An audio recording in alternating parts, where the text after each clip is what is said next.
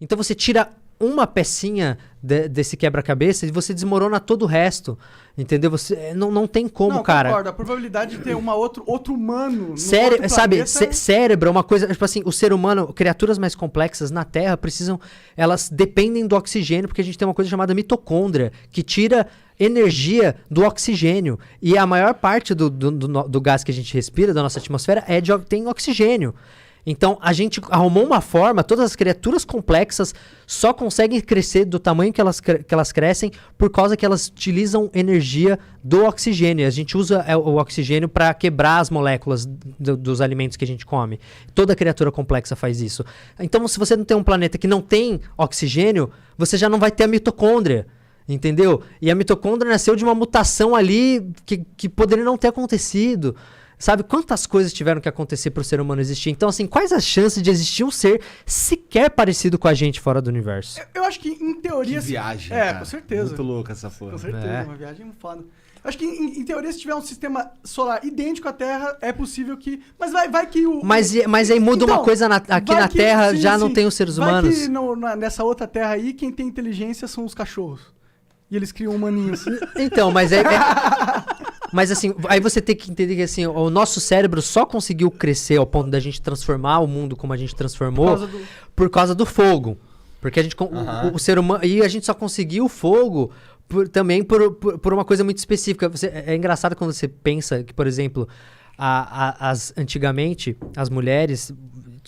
começou a ter muito parto em que a criança morria e isso matava as mulheres, porque a cabeça do ser humano começou a crescer demais, o nosso cérebro começou a crescer demais. Então, por que o bebê humano ele é tão frágil? Porque uma coisa que a evolução fez com que as mulheres começassem a ter os filhos cada vez mais cedo, porque a cabeça estava menor, porque elas estavam morrendo no parto. Isso aconteceu numa época em que o cérebro começou a crescer, a cabeça humana começou a crescer.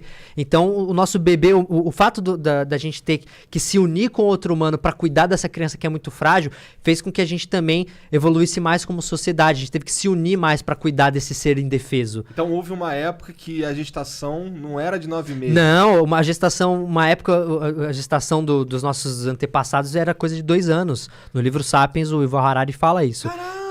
Chegava a 2 anos, assim, dos nossos antepassados. Caralho, nasceu uma criançaça já. Então, tipo, só que isso, acho que talvez até antes do Sapiens, ou não sei se foi no Sapiens, eu não lembro se foi antes do Sapiens ou se já foi com o Sapiens. Se eu não me engano, foi com o Sapiens que aconteceu essa mudança. E isso foi essencial pra gente começar a se unir também. Eles acreditam, né, que a gente começou a se unir mais, porque a gente precisava cuidar daquele ser indefeso que é o bebê humano. O bebê humano é um dos seres mais indefesos que existe. A maioria das espécies já nasce... O bicho já se vira, já consegue se virar, entendeu? O antílope já nasce, mano, trotando. Entendeu? O ser humano demora pra aprender a andar, saca? Sim. Ele é muito frágil. Então, isso foi essencial, né? Pra a gente se juntar e criar uma sociedade ali pra cuidar dessa criança. Caralho, Muito louco, né? Pensar nessas coisas. Então pensa como tudo aconteceu de uma forma muito específica pra gente conseguir evoluir e se juntar como sociedade, passar conhecimento adiante. Tudo aconteceu de uma forma muito específica, muito única. Eu acho improvável que isso tenha acontecido. Faz sentido, eu concordo com você. Da mesma forma. Não é só uma coisa que precisaria ter acontecido de um jeito. São bilhões, sim. bilhões e bilhões de coisas que deveriam ter acontecido de uma forma específica para gerar um ser como ser humano no planeta como a Terra. Mas, ao mesmo tempo, eu acho que se um dia a gente encontrar uma raça alienígena, a gente vai conseguir encontrar muitas similaridades com elas. Eu acredito. Talvez. Os cientistas dizem que você só consegue sair do seu planeta se você tiver conhecimento da matemática. Então, uma civilização precisa da matemática para conseguir explorar outros planetas, para ter tecnologia. Deles vai entender matemática. Então com outros símbolos, de outro jeito. Mas vai ter uma conexão com a gente. Mas isso se tiver uma civilização inteligente, que chegue ao ponto de ser inteligente. Sim. Né? E aí tem que ver qual a relação dela com o ambiente, né? Se é a mesma... O ser humano, ele só evoluiu porque a gente tem a curiosidade. Nós somos um ser curioso. Então a gente precisa da curiosidade. E a curiosidade, será que ela só não existe com o cérebro? Será que o cérebro não é o único órgão capaz de criar a curiosidade da forma que ela criou no ser humano, ao ponto de querer descobrir de onde a gente veio, como as coisas foram criadas, que é isso que faz com que a gente queira explorar, entender mais sobre a nossa origem? A gente precisa dessa curiosidade, entendeu? Mas Que outras espécies tem essa mesma curiosidade que o ser humano? Você tem uma curiosidade do ambiente que você tá, mas a curiosidade de saber a sua origem, de onde você veio, isso é só o ser humano. A gente é o único que tem essa capacidade.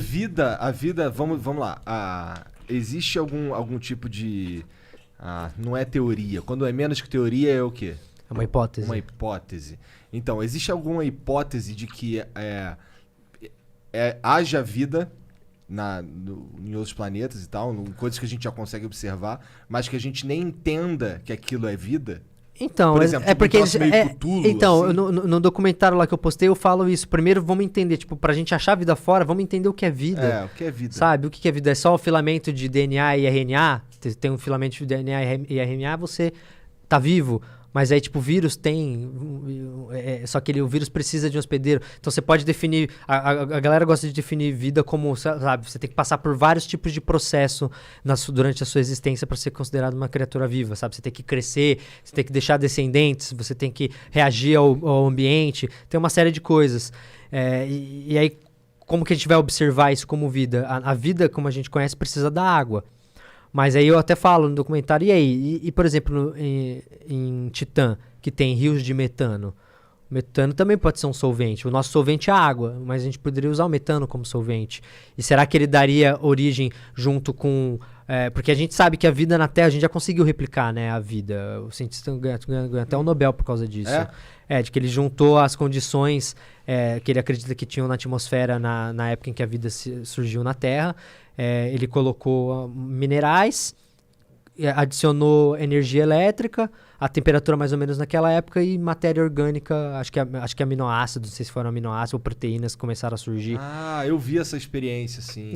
Fizeram um balão gigantesco. Isso. E aí, então assim, a gente já conseguiu replicar uma das formas com que a gente acredita que a vida surgiu. Podem ter sido em fossas vulcânicas, sei lá, vulcânicas, no fundo do mar, que eles acreditam que também, que eles acreditam que também ali eles conseguiriam tirar a energia dos nutrientes ali que sai dessa água quente, dessa coisa que vem de dentro da terra. Fazia o processo do estômago para eles. Né? Então assim, eu acho que dá para existir talvez vida de outra forma, mas aí a gente pensar como essa vida vai evoluir. A galera acredita muito que a gente, por exemplo, a gente vai achar vida, bem provável que a gente ache vida no nosso próprio sistema solar, né? Caralho. A Europa, uma das luas, a Europa acho que Júpiter. É de Júpiter, né? Se Ou não me Saturno, engano. eu não lembro. Não, acho que a Europa é de Júpiter. Ele só falou qualquer planeta, cara. Não, acho que é de Júpiter.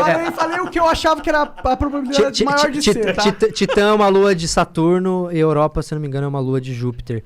E eles conseguem... E tem várias achaduras ali de gelo. Eles acham que tem água em estado líquido. O que será que pode estar nadando ali, sabe? Eu acho que é bem capaz que a gente encontre vida no nosso próprio sistema solar. Mas uma vida nem um pouco complexa. Uma vida, sei lá... Microscópica. Microcelular, não sei.